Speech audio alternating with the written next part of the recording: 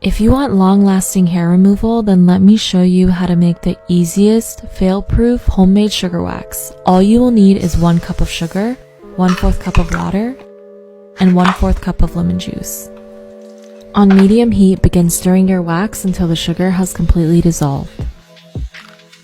After about 12 minutes, you will start to notice that the wax is becoming sticky like this and turning into a deep golden brown color.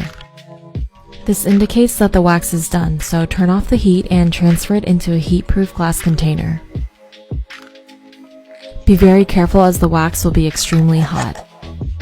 After a couple hours, the wax will have completely cooled down and is ready to be used.